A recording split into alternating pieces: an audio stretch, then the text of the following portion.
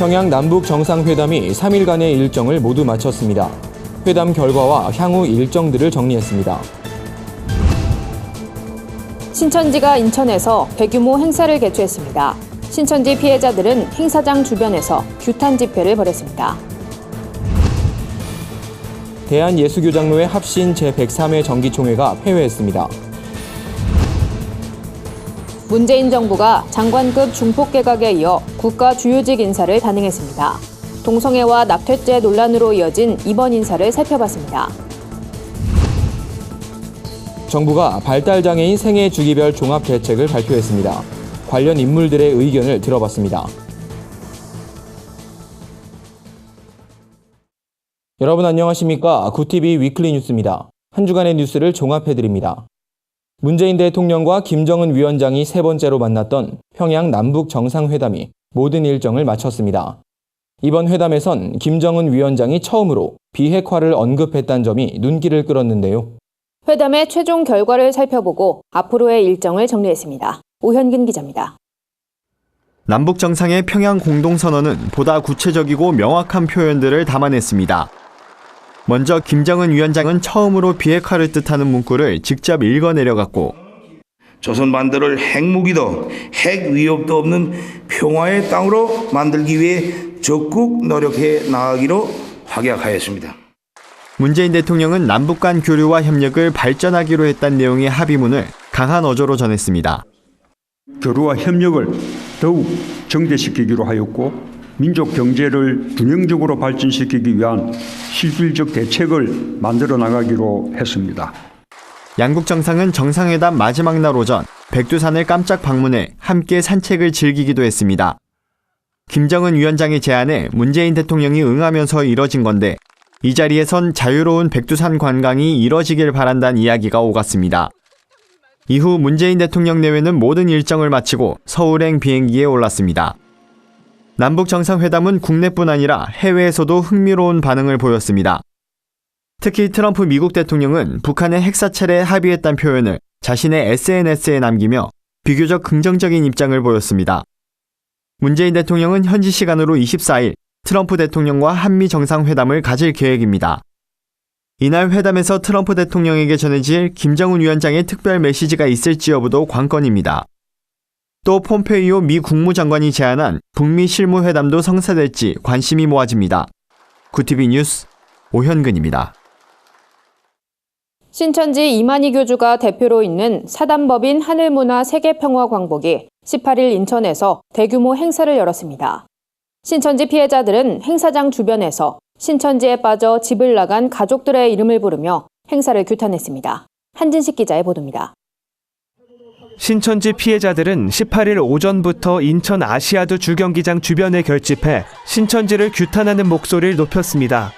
이들은 신천지에 빠져 집에 돌아오지 않는 가족들의 이름을 목 놓아 부르며 경기장에 입장하는 신천지 신도들을 향해 가족을 돌려보내라고 외쳤습니다. 인천시 기독교 총연합회를 비롯한 인천 지역 교회들도 규탄 집회에 힘을 보탰습니다. 학교도 필요 없고 직장도 필요 없고 모든 삶을 여기에 올인하고 그 인생을 허비하고 가정을 파탄시키고 사회를 망가뜨리는 이런 종교 사기 집단입니다. 규탄 집회 바로 옆에선 20, 30대로 보이는 신천지 신도들이 꽹과리와 북, 장구를 치고 춤을 추며 대항했습니다. 한 신천지 신도는 만국회의는 세계 평화를 위한 축제라고 주장했지만 신천지 피해자들은 평화를 가장해 이만희 교주를 신격화하는 행사라고 반박했습니다. 전쟁 종식과 평화를 가장한 사이비 신천지 교주 신격화를 위한 행사입니다. 신천지는 신격화와 그리고 내부 결속을 위해서 이런 퍼포먼스 큰 대형 행사를 하고 있습니다. 이날 행사에 참석하기 위해 방문했던 일부 시민들이 만국회의가 신천지와 연관된 행사란 것을 뒤늦게 알고 발걸음을 돌리는 해프닝도 벌어졌습니다. 대통령, 총리, 장관 등등 이런 고위층들이 전 세계에서 와서 만국 평화회의를 한다 해서 어떤 행사가 궁금해서 이렇게 오게 됐습니다. 맨 처음부터 신천지라고 얘기했으면 사이비 정기 집단이기 때문에 오지 않았을 것입니다. 한편 만국회의 주최 측은 이번 행사에 43개국 전현직 정치 지도자가 참석했다고 밝혔습니다. 하지만 신천지 피해자들은 신천지가 돈을 쏟아부어가면서 주로 제3세계 국가 인사들을 속여서 행사에 초청하고 있다고 설명했습니다. 굿TV 뉴스 한진식입니다. 대한예수교장로회 합신교단이 제103회 정기총회를 마무리했습니다. 합신총회는 새 임원단을 꾸리고 사랑으로 화합을 이루는 한여기를 만들겠다고 다짐했습니다. 한예인 기자가 보도합니다. 예장 합신총회가 18일 개회 예배로 첫 시작을 알렸습니다. 이날 총회는 직전 부총회장이었던 전주 세중앙교회 홍동필 목사를 신임 총회장으로 선임했습니다. 홍 목사는 196명의 총대가 참석한 선거에서 182표를 얻었습니다. 홍동필 신임 총회장은 원칙이 무너지고 진리에서 멀어져가는 세상 속에서 본질을 회복하고 진리를 드러내는 교회가 되길 바란다고 밝혔습니다. 오늘 이 시대의 교회가 정말 소중하다는 것을 좀 보여주고 또 나타내는 그런 우리 총회가 되고, 그리고 예수 믿는 게 얼마나 복 있는가를 교회를 통해서, 총회를 통해서 나타내고 보여주는 그런 기간이 됐으면 참 좋겠다. 합신총회는 다른 교단과 달리 출석한 총대 모두에게 입 후보자 자격이 주어집니다. 투표는 현장에서 용지에 직접 이름을 적는 방식으로 진행됩니다. 다만 총회장은 직전 부총회장이 역임하는 관례가 있습니다. 목사 부총회장은 2차 투표 끝에 135표를 얻은 베델교회 문수석 목사가 당선됐습니다. 문수석 신임 부총회장은 생각지도 못했다며 총회장을 잘 보좌하겠다고 말했습니다. 언제나 제 마음 가운데는 예수님께서 이 땅에 오셔가지고 섬김을 보여주셨으니까 어떻게 하면 총회를 잘 섬길까 그 생각하고 최선을 다해서 총회장을 도와서 잘 섬기도록 하겠습니다.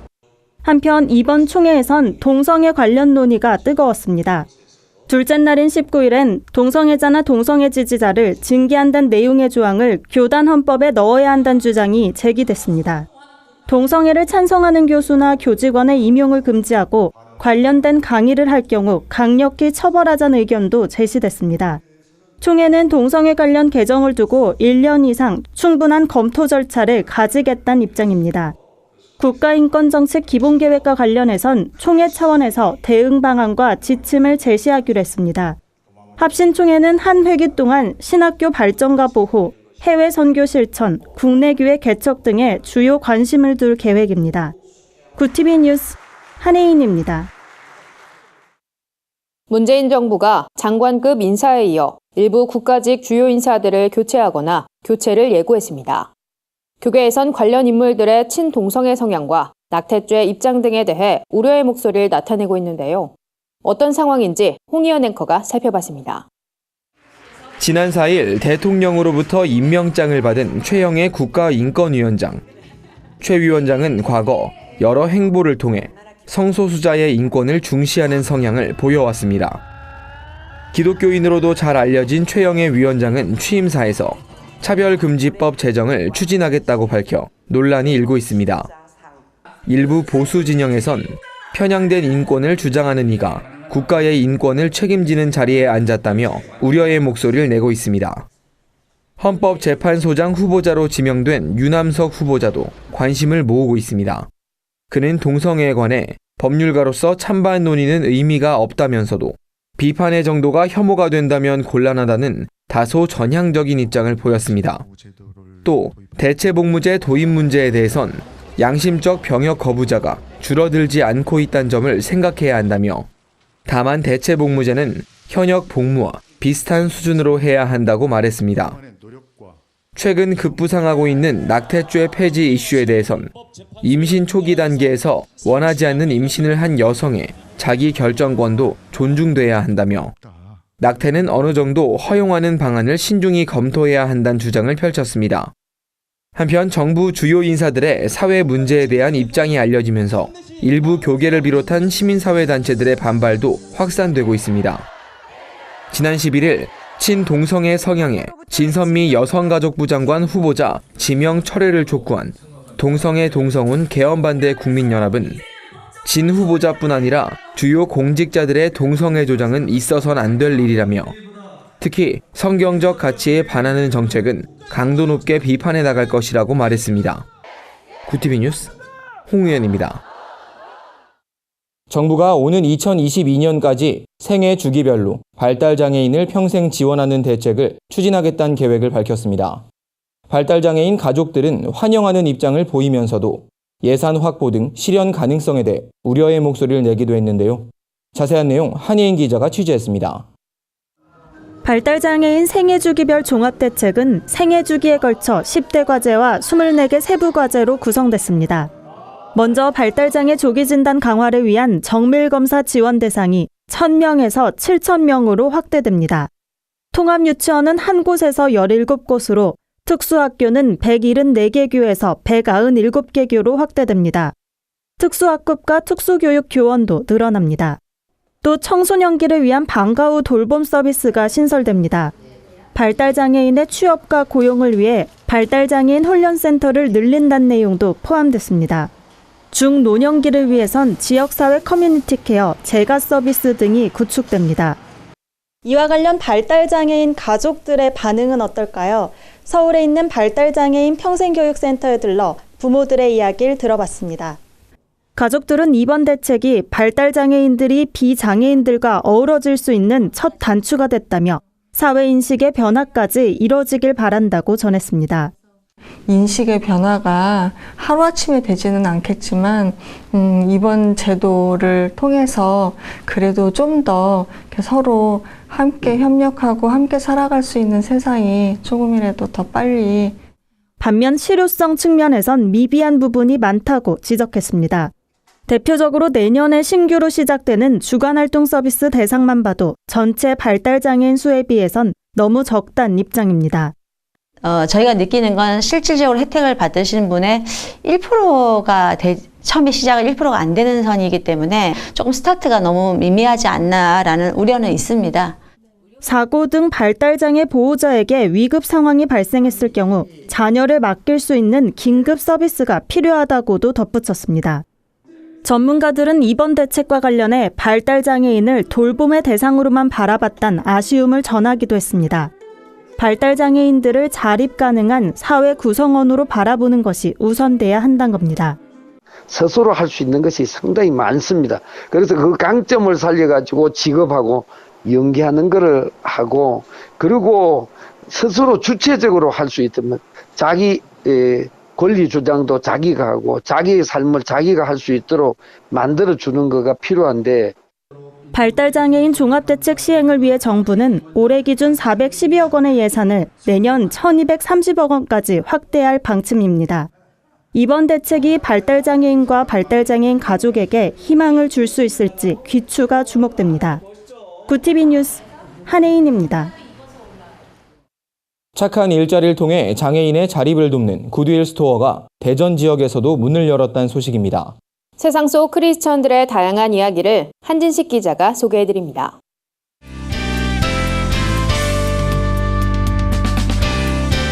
네포난의 교회입니다. 일자리를 마련해 장애인의 자립을 돕는 굿윌 스토어가 대전에도 문을 열었습니다. 미랄복지재단이 운영하는 굿윌 스토어는 장애인 직업 재활시설을 결합한 형태의 재활용품 판매장인데요. 기부받은 중고물품을 판매한 수익으로 장애인을 고용하고 있습니다. 현재 20명의 중증 장애인을 포함해 총 21명이 채용돼 직업 훈련을 받고 있는데요. 이들은 기부 물품을 손질하고 상품을 판매하는 일을 맡았다고 합니다.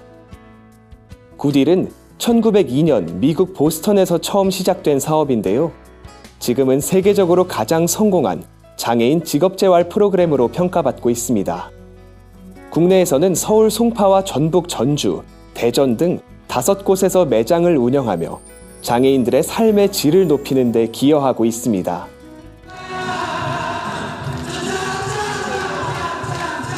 경기 성남시 남한산성 유원지에서 어르신들을 위한 잔치가 펼쳐졌습니다. 중원구 교구협의회가 명절을 앞두고 인근에 거주하는 어르신들을 초청해 점심을 대접하고 흥겨운 공연을 준비한 건데요. 이날 참석한 어르신들은 잔치를 즐기며 지역교회가 준비한 선물도 받고 위로를 얻었다고 합니다. 중원구 교구협의회는 경기 성남시 중원구 지역 350여 교회가 회원으로 참여하고 있는데요. 교구협의회장 김복곤 목사는 교회들이 함께 그리스도의 마음으로 지역사회를 섬기고 싶어 이번 잔치 한마당을 준비했다고 전했습니다.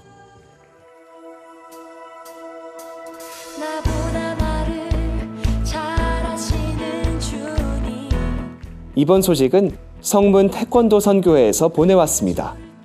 선교회가 열흘간 필리핀 일로일로 지역에서 선교 사역을 펼쳤다고 합니다. 10명의 선교팀은 먼저 필리핀 일로일로에서 가장 열악하다고 알려진 방커스를 찾았는데요. 예수님의 십자가 사건을 표현한 태권도 드라마와 격파, 태권 워십 등 다양한 태권도 공연을 선보였습니다.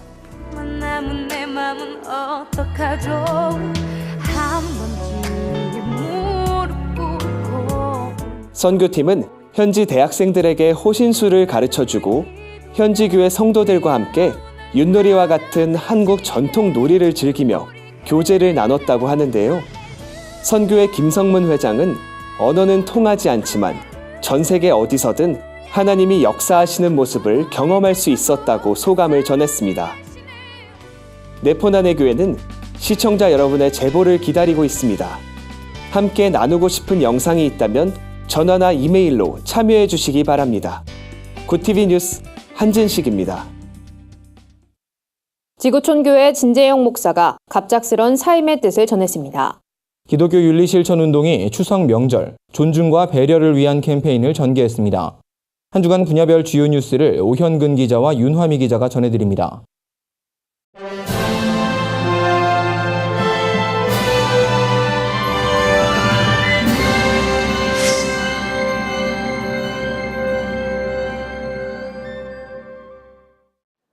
지구촌 교회를 담임하고 있는 진재영 목사가 사임의 뜻을 밝혔습니다.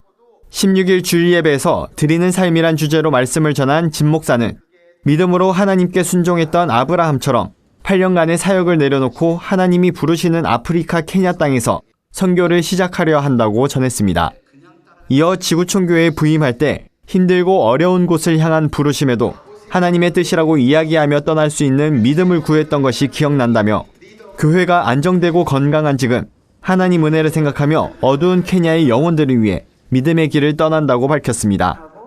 후임 목회자에 대해 교회 측에선 아직 정해진 바가 없는 것으로 알려졌으며 진재영 목사는 리더십 승계를 위한 모든 과정을 돕겠다고 밝혔습니다. 한편 진재영 목사는 2000년 아프리카 케냐 선교사로 파송돼 현지 교회를 개척하고 나이로비 국제신학교에서 리더십과 문화인류학 등을 가르치며 3년간 사역을 감당했습니다. 이후 6년간 미국 산호세 뉴비전 교회에서 담임 목사로 사역하다 지난 2010년 지구촌 교회에 부임했습니다. 미래 목회 포럼이 추석 명절 고향교회 방문을 독려하는 캠페인을 전개합니다. 올해로 14회 차를 맞은 이 캠페인은 고향교회 목회자와 성도들을 위로하자는 취지로 시작됐습니다. 이를 위해 미래 목회 포럼은 교회에서 발행하는 신문이나 주보에 고향교회 방문을 권유하는 문구를 게재하고 고향교회 방문 주간엔 교회 차량 운행을 중단하는 등 구체적인 실천 방안을 제안했습니다. 김봉준 대표는 추석 명절에 내가 태어나고 자란 고향교회를 방문한다면 목회자와 성도들이 큰 힘을 얻을 것이라며 많은 성도들의 참여가 필요하다고 말했습니다. 이상대 교회 본질 회복운동 본부장은 1년에 2번 고향교회 예배 후 헌금을 드리면 도시교회가 고향교회에 약 4%의 재정을 나누는 효과가 발생한다며 이를 통해 고향교회는 정서적 위로와 함께 재정적 위로도 누릴 수 있게 된다고 설명했습니다. 굿TV 뉴스 오현근입니다.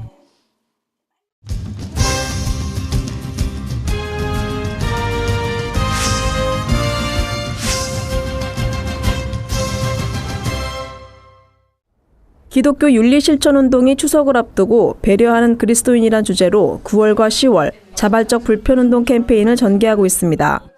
기윤실은 존중과 배려가 가장 필요한 때가 명절 연휴 기간이라며 가부장 문화와 남성 중심의 사회 구조로 인해 생긴 관행들을 개선해 가정에서 발생하는 갈등이 줄어들길 바란다고 밝혔습니다.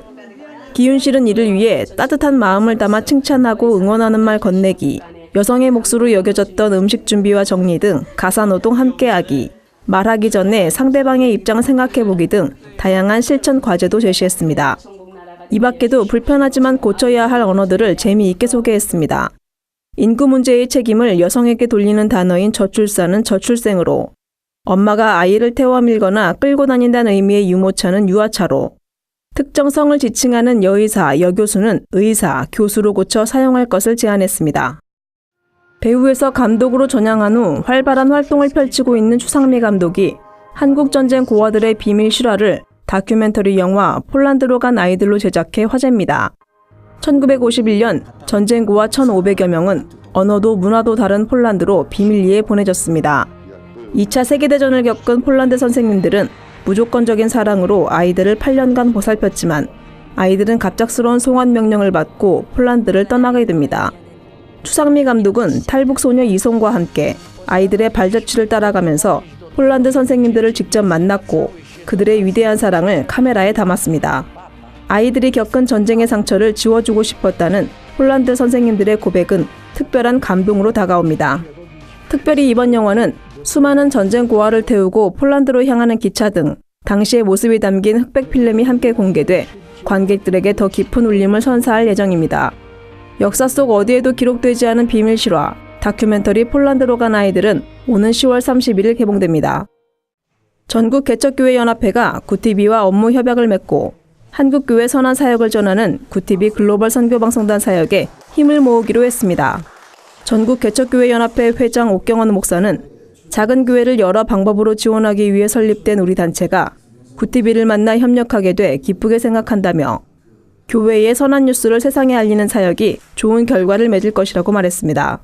구티비 김명전 대표이사는 미자립 개척교회의 손발이 되어주는 것이 구티비가 지향하는 가치라며 한국의 모든 교회가 건강하고 본받을 만한 교회가 될 수 있도록 구티비 글로벌 선교방송단이 좋은 소식들을 담아내겠다고 전했습니다.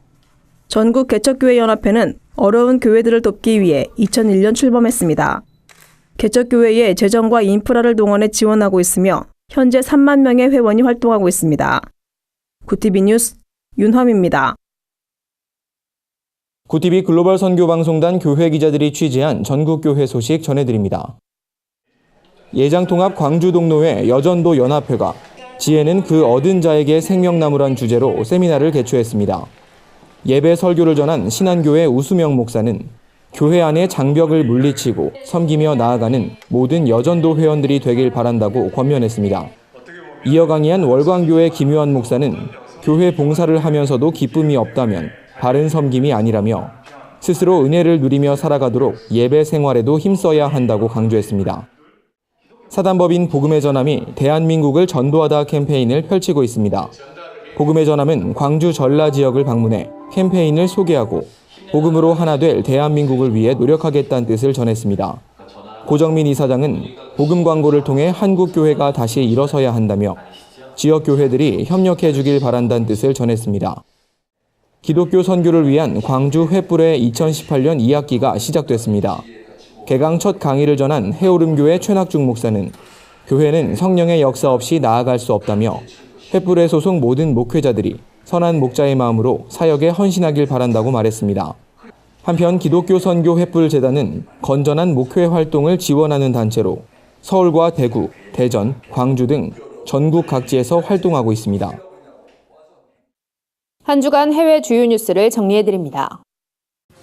영국에서 성별 전환을 언급한 아동이 4,000% 이상 증가해 영국 정부가 조사에 나섰습니다.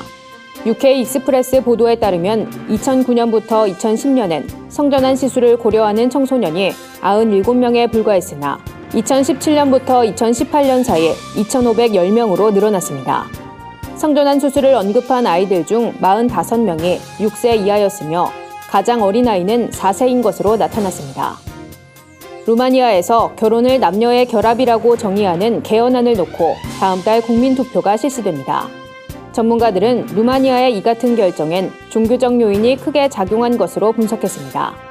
이번 개헌이 확정되면 루마니아에선 동성혼이 불가능해지며 동성애에 반대하는 사회적 인식도 강화될 것으로 보입니다.